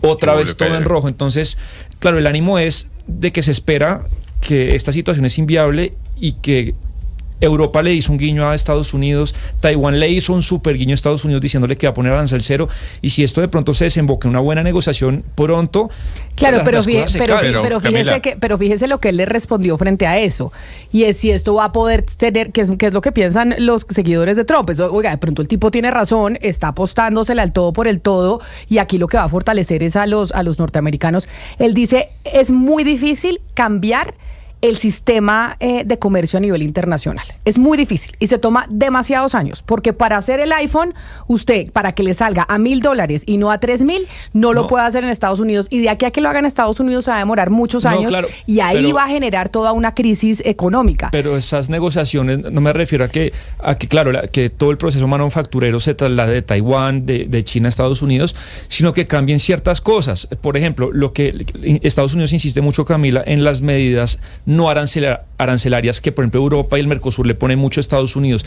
Son cupos, sanciones, medidas sanitarias, y creo que de alguna manera Trump le dice al mundo, oiga, que sea más equitativo y que de pronto haya negociaciones en ese sentido. No digo que el iPhone se termine construyendo en la Florida. Claro, pero es que eso es lo que busca Trump. O sea, eso es lo que ha dicho desde un principio. Y lo ha logrado, entonces, Camila. Pero lo que le dice, lo que le acaba de decir ese señor que acabamos de entrevistar, le dice, mire, eso es imposible de hacer ahorita. Cambiar el comercio internacional es muy difícil. Eso de que este tipo esté, como dicen los gringos, reshaping el mercado mundial, esto no va a pasar. Porque falta mucho, y si él quiere hacer eso, está jugando con fuego, y lo que va a hacer es traer una recesión garantizada. Dice, si esto se mantiene, se viene la recesión en Estados Unidos. Y si se viene la recesión en Estados Unidos, pues se nos viene aquí también. No, pero a ver, yo estoy de acuerdo con eso en el tema de lo que está buscando Donald Trump, y seguramente entra la teoría de que Donald Trump lo que está buscando es una recesión para luego levantar la economía, como algunos economistas han mencionado. Pero Camila, Sebastián, usted dice que no, pero ver a Ursula von der Leyen el día de hoy diciendo, bueno, podemos nosotros ceder en eliminar el arancel a algunos bienes y productos, pues es una victoria para Trump, pírrica, pero lo es. Lo mismo pasa con Taiwán y con Vietnam. Están diciendo, sentémonos a negociar entonces. No, es una señal, pero calificarlo. Claro. Yo creo que todo es tan incierto que ahorita sacar conclusiones para un lado o para el otro definitivas, porque mañana sale otra noticia y usted qué me va a venir a decir. Entonces, claro. Pero ¿por qué no lo habían eliminado antes? O sea, ¿por qué Ursula von der Leyen no le había dicho antes a Donald Trump, vamos a eliminar ese arancel, por ejemplo? Claro, lo que Trump pretende, y ayer anunciaron, no sé si sea cierto, que ya 50 países por debajo de la mesa les dicen que están dispuestos a negociar, y es lo que él quiere. Pero yo creo que decir a esas alturas que le va a salir bien o le está saliendo bien es muy difícil, todo es muy incierto, y digamos, o sea, usted está como, no, se lo digo de verdad, no es por decirle nada mal, usted está como los presentadores de Fox News. El otro día me puse a ver Fox News, no, en serio, y dicen, no, hay que darle tiempo al presidente, o sea, no, que esto esté en rojo y nos estemos yendo a la debacle en las bolsas, hay que darle tiempo, y eso es este es el discurso que se está viendo en Fox News generalizado, y es, hay que esperar porque de pronto al tipo le sale bien la cosa. Pues el desenlace me parece que es difícil de ser categórico ahorita, Lina. Pues no, en el sentido de lo que estaba diciendo Camila, es que el Tiempo hizo un análisis muy detallado de esto, y les quería compartir una parte que para mí resume un poco toda esta situación, y decían, aún así, si algunos productores ubicados en el extranjero pues decidieran abrir plantas en territorio norteamericano, nada sucederá de la noche a la mañana, sino que el proceso tomará años. En el entretanto, la gente pagará más que en la caja registradora cada vez que haga una compra, y eso reducirá el ingreso disponible. Y ahí traen un término pues que va muy en la línea de lo que nos decía nuestro invitado de la recesión. La combinación de ambos factores ha hecho que resucite el término estanflación, que es la combinación de estancamiento con inflación. Exactamente, y que además decía Jennifer, nuestro invitado, que esto le va a garantizar, que se lo hemos preguntado a varios invitados que hemos tenido sobre el tema, pues que va a perder las elecciones de mitad de término los republicanos. O sea, los republicanos, pues si esto les sale mal, es lo que dijo este señor. Pues el invitado que tuvimos hoy lo dio por hecho. Lo dio por hecho. Dijo, estos tipos van a perder las elecciones de mitad de término, y ahí muchos consideran se acabó el gobierno porque le bloquean todo en el Congreso. La recesión, que el invitado que habíamos tenido la semana pasada decía, sí, o de pronto va a empezar a crecer al 0.5% de la economía, que para muchos sería una recesión, sobre todo porque el nivel de empleo no se puede mantener. Claro. Pero nuestro invitado de hoy decía, es un hecho que si estos aranceles entran en vigor, Estados Unidos va a entrar en recesión. Si entran en vigor, y afecta directamente a los consumidores, es decir, a los ciudadanos. Si al ciudadano le toca en el bolsillo, pues obviamente va a tomar una decisión drástica a nivel político y electoral. Vamos a ver cómo le va. Pues la apuesta de Trump es bastante ambiciosa. Todavía yo creo que no la logramos encajar, Camila, como tratamos de buscar invitados que nos digan para dónde va Estados Unidos, qué hay detrás de esa estrategia, y creo que no es muy claro. Pero yo le quería, me quedó una pregunta de lo que usted estaba diciendo, de bueno, si queremos que nos produzcan un iPhone en $1,000 y no en 3,000, pues lo tiene que hacer fuera, y si no, pues cuando se hace en Estados Unidos va a costar más. Y me pregunto yo, Camila, si la fuente del poder económico en Estados Unidos es la producción o es más bien el tema financiero, y yo creo que va por ahí. Yo no sé si Trump esté tan interesado en generar esta producción dentro del país. Él está moviendo bolsas, mercados y todas estas acciones y demás, porque yo creo que ahí radica el poder de los Estados Unidos, todo en torno al dólar. Entonces creo que es una pregunta que hay que hacerse para tratar de comprender qué es lo que está haciendo Donald Trump con estas estrategias que, como digo, no logramos todavía encajar fuera de Estados Unidos. Pues es que todos los invitados que hemos tenido dicen que no entienden, que pues Trump y sus asesores están yendo de todas las reglas económicas que se conocen hasta el momento. Todos dicen esto va en contra de todos los principios económicos que se han estudiado desde Milton Friedman. Ahí citó a Friedman con el trino de Elon Musk, entre otros. Sí, pero a ver, yo creo que la gente está de acuerdo en que este escenario es inviable, y más con lo que acaba de anunciar de 50% adicional. Digamos, mundialmente es inviable esas reglas de juego, Camila. Entonces yo sí creo que esto se desemboca inevitablemente que se sienten a hablar pues los dueños del mundo, que son Europa, China y Estados Unidos. Es que es inevitable que se sienten en el momento de negociar. Pero yo le decía eso, y acuérdese que el viernes, antes de terminar con lo de TikTok, Donald Trump había moderado el tono y había dicho: estoy dispuesto a trabajar de buena fe con China, entiendo que estén molestos con los aranceles, pero si China ya tenía un 20%, el miércoles pasado le subieron 34 adicional y vamos en 54%. Donald Trump dice: si no retiran el 34 recíproco que anunciaron, el arancel, Camila, llegaría al 104%. Eso no va a pasar, digamos, la economía mundial no va a funcionar 10 años pero así. es que yo lo veo muy benévolo con Donald Trump y sus medidas, Sebastián. O sea, lo veo ahí dándole, como por eso le decía, como dándole mucho espere, diciendo: ay, vamos a ver esto, vamos a ver. Es que lo que está, o sea, mejor dicho, a la gente no podemos hacer interpretaciones sobre lo que dice Trump o lo que no dice. Es que de pronto, no, el señor está diciendo: estas son las tarifas, punto. Entonces, basado en lo que dice, en eso es lo que no puede hacer análisis, porque no podemos hacer análisis en lo que él de pronto está pensando que va a hacer y cómo está jugando. Acá yo veo dos vertientes de posibles cosas. Una, asumir que Trump está loco y que el tipo está fuera de sus cabales y ya. Yo quisiera pensar que detrás hay un plan. Pero eso es lo que le hemos preguntado, claro, y nadie sabe cuál es ese plan que hay. Bueno, yo tiendo a pensar que me parece imposible que esto sea sencillamente una persona que está fuera de sus cabales. Pues a todos los invitados les hemos hecho esa pregunta. Yo particularmente es: oiga, ¿cuál es el plan? ¿Cuál es el plan de este señor? A ver. Una nueva reglas de juego en el comercio. Pero pues esto, nadie de los que hemos entrevistado nos ha dicho eso. Absolutamente nadie. De hecho, este señor no se sabe. Otro nos dijo: el señor ni siquiera oye a sus asesores, porque sus asesores, estoy segura que no piensan eso.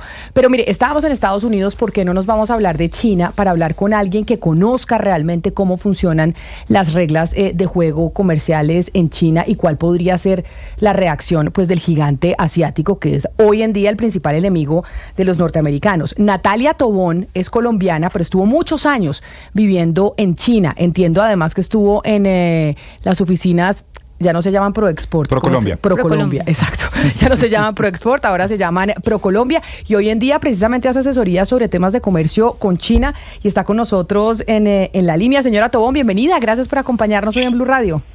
Hola, ¿cómo están todos? Mucho gusto a los que no conozco y feliz de estar acá con ustedes. Bueno, es que acá ahora estamos analizando mucho el tema de los Estados Unidos, cómo actúa Trump, pero poco conocemos de cómo funcionan los chinos, y es: ¿cuál podría ser la reacción que tenga China frente a toda esta situación de aranceles que está imponiendo Donald Trump? ¿Usted cree se pueden sentar a la mesa? ¿No se van a sentar a la mesa? ¿China se va a ir con guerra comercial hasta el final? ¿De cómo funciona la política comercial china, usted qué nos podría decir? Bueno, pues para China, por supuesto, esto es un golpe, pero como ya lo han hablado ampliamente y como se sabe, quienes más sufren de todo esto son los consumidores finales. Entonces, para China y las empresas que exportan a Estados Unidos, pues por supuesto es un golpe, porque los aranceles lo único que van a hacer es que van a incrementar el precio final de sus productos en China. Esto es para el producto final, y mucho ya se ha hablado, es que esto es una guerra que va a dejar es un iPhone de $2,300. Y por supuesto es así, es porque simplemente los aumentos de aranceles terminan reflejándose en los precios del consumidor final. Ahora, ¿qué es lo que Estados Unidos acá está desconociendo? Es que China ha logrado, a lo largo de todos estos últimos años, desde hace unos 30 años, implementar un sistema en donde China se volvió fundamental, no solamente para Estados Unidos, sino para todas las economías internacionales.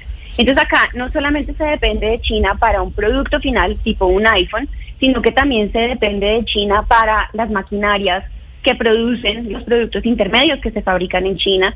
Estados Unidos también depende de China para la cadena de suministros, no solamente de suministros básicos para la industria, sino también los ingredientes y elementos que se usan para la transformación. Por ejemplo, todo el bloqueo que China ahora está haciendo para los materiales, los minerales raros.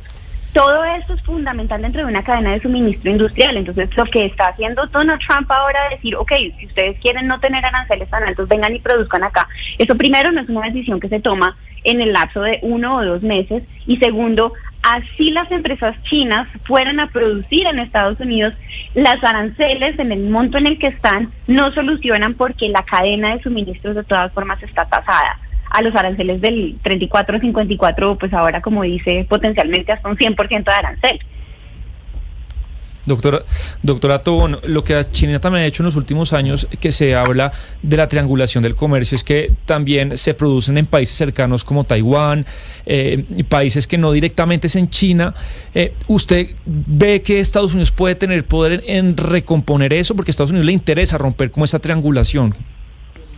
Claro, pues eso así se puede ver como fueron tasados los aranceles. Los otros países que son estos intermediarios que usted llama, también fueron tasados altamente. Sí. Pues está Camboya, Bangladesh, Vietnam, Sri Lanka, México, aunque no estuvo en esta última lista, de todas formas, pues México fue uno de los directos enfoques que ha tenido esta política comercial de Estados Unidos, porque precisamente China lo que ha hecho es buscar nuevos centros de producción para, de un lado, diversificar sus plantas de producción. Hace un tiempo China decidió entrar en una política que era pasar del Made in China al Design in China, que es pasar del hecho en China al diseñado en China. Y eso lo que hizo fue cambiar esa estructura de producción dentro de China, donde muchas plantas que hacían productos de bajo valor agregado, tipo textiles, ropa, algunos juguetes, muchos de esos centros de producción se pasaron a Vietnam, Bangladesh, Sri Lanka, Taiwán algunos, para precisamente como liberar ese proceso de producción dentro del continente de China continental, y así China continental podía concentrarse en hacer productos de mucho valor agregado. Es así como China entonces hace una transición a los productos a carros eléctricos, a computadores, a distintos productos electrónicos. Ahora, por supuesto que Estados Unidos quiere destruir eso, pero de nuevo, estas son unas políticas. Como si viene el primer periodo de Trump lo empezó a incrementar gradualmente. En cambio, en esta vez fue más que todo como un anuncio agresivo de en menos de 2 meses poner unos aranceles demasiado altos que no pueden recomponer en el corto plazo ninguna estructura comercial. De hecho, lo único que hace es entrar en recesión a todo el mundo porque las empresas no tienen la capacidad de tomar decisiones tan rápido, primero. Y segundo, no tiene cómo afectar, y también es una medida muy arbitraria en el sentido en que países como Bangladesh, que dependen exclusivamente de la producción textil, ¿cómo es posible pensar que un país de un momento a otro piense entonces a fabricar para las mismas empresas de Estados Unidos? Empresas que ahora también están produciendo en Bangladesh, entonces no pueden entrar a recomponer. Es una apuesta demasiado cortoplacista que no va a tener un impacto real, sino simplemente lo único que va a hacer es pasarle el costo final a los consumidores. Pero yo sí quisiera insistir, podría estar en este panorama pues tan grave. Desde el 2008 pues no había una caída de la bolsa en Asia de esta manera. ¿Podría estar China dispuesta a renegociar? Porque Trump se pronunció y dijo que estaba dispuesto a negociar, que quiere resolver el problema del déficit que tienen con China y con la Unión Europea. Y lo que han dicho algunos analistas, pues aquí decíamos, no entendemos qué está haciendo Trump, pero él se está jugando el todo por el todo. Y lo que leía yo también durante el fin de semana es que está usando esa capacidad de negociación, de irse con toda, a ver si logra algo diferente. ¿Podría verse un escenario en el que China negocie o es algo que definitivamente no va a pasar? Pues es un poco ambicioso por parte de Trump pensar que va a sentar a los chinos por amenazarlos con un 50% más de arancel. China, por supuesto, va a entrar a negociar porque China tiene un mecanismo de pensamiento pragmático. China no se amarra con temas de pensamiento ideológico si simplemente el resultado comercial va a tener un mal resultado. Para China no importa con qué país va a negociar, puede ser Estados Unidos o puede ser Corea del Norte. Simplemente ellos tienen una visión pragmática de los negocios.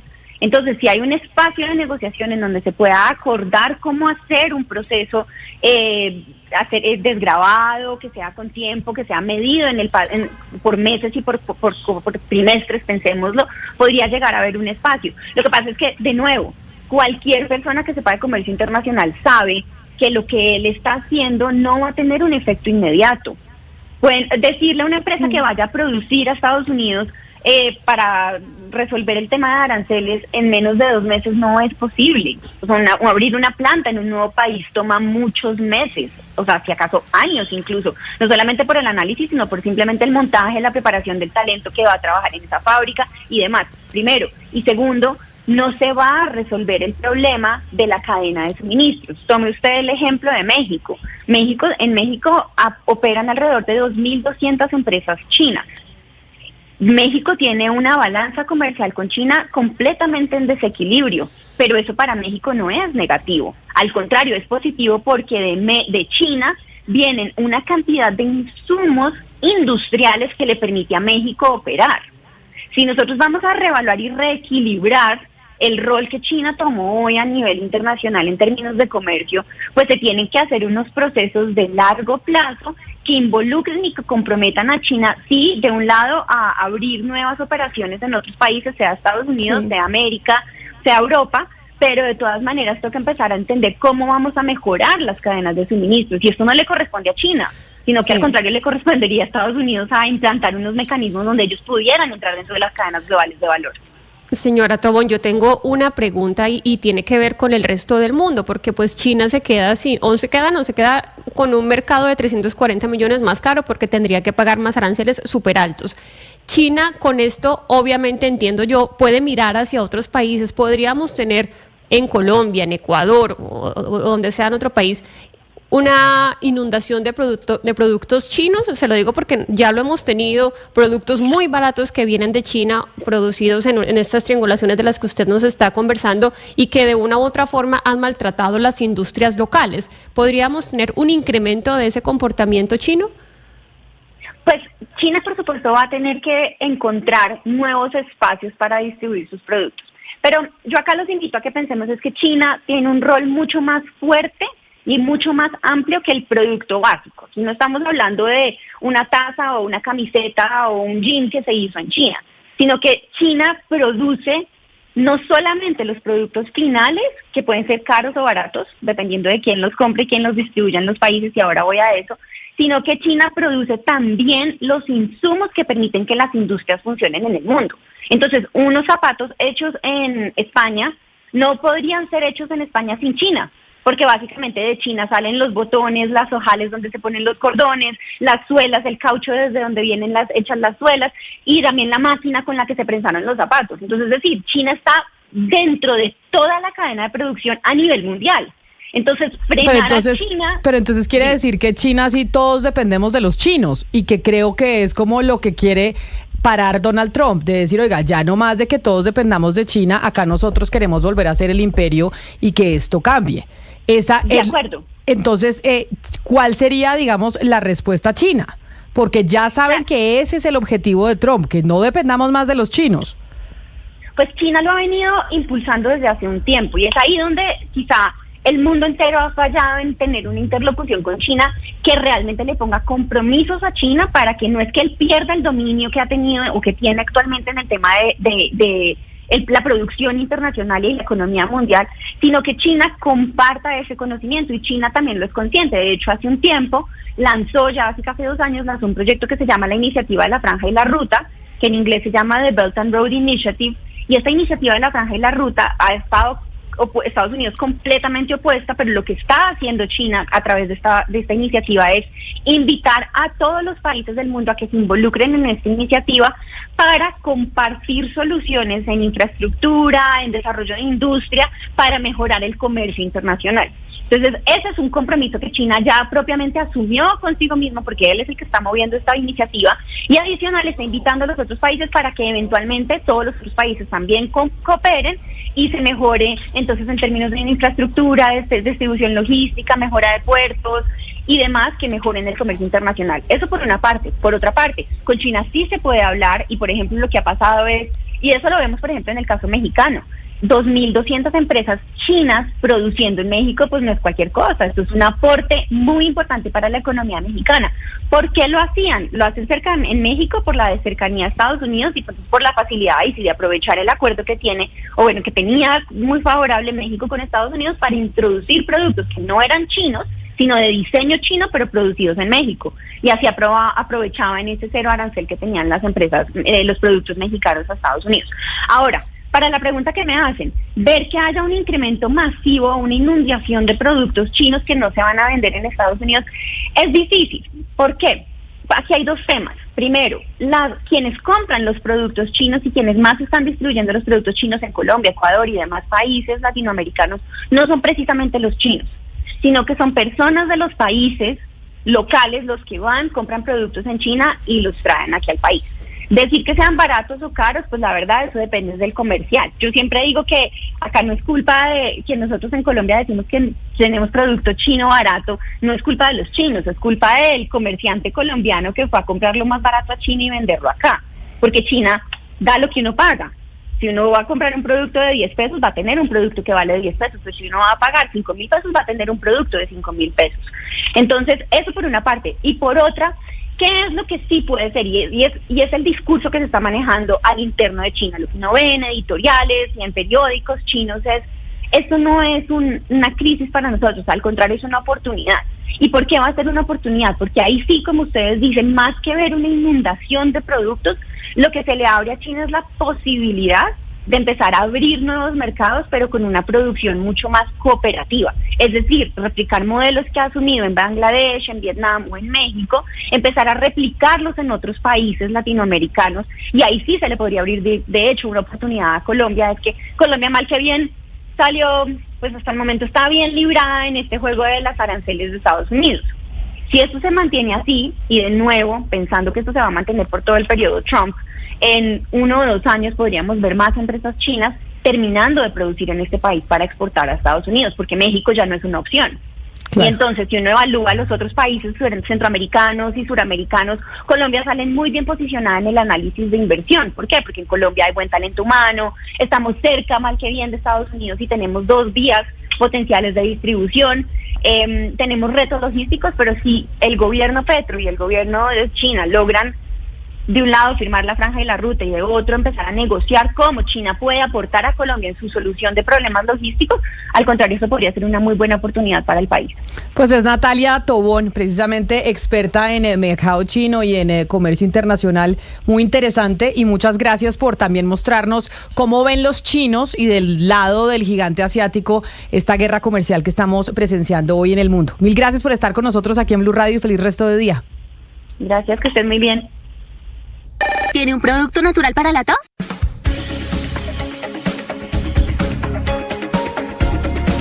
Un millón. Un millón. Un millón de noticias, sueños, emociones,